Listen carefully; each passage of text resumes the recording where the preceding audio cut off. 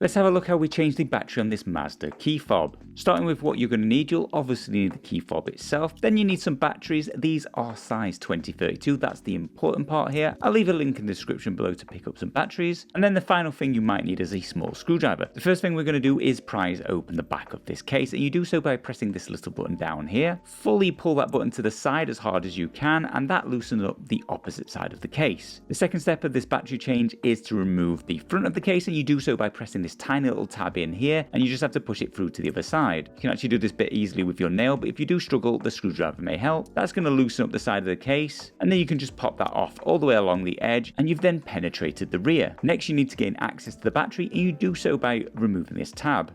This is the bit I need the screwdriver for, but if you've got decent nails, you may be able to do it without one. I'm simply going to insert my small screwdriver here and leverage open this flap. Removing this cap, you are presented with the battery itself. And then once again, my nails suck, so I'm going to use the screwdriver just to leverage out the battery.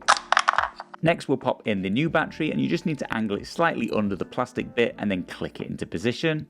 Reset the cover on this side first, and then it just snaps into place. Then you're going to want to replace the front cover first, which goes over the top of the battery, remembering the hole is what you need to line up with the tab. Simply push the tab back through and pop it back into place, clicking it shut.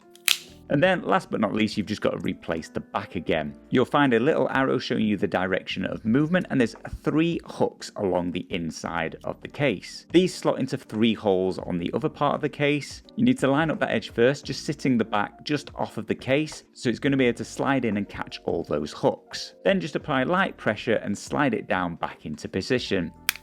That's it guys, batteries changed, key fob up and running again. Bob's your uncle, fan is your aunt, job done.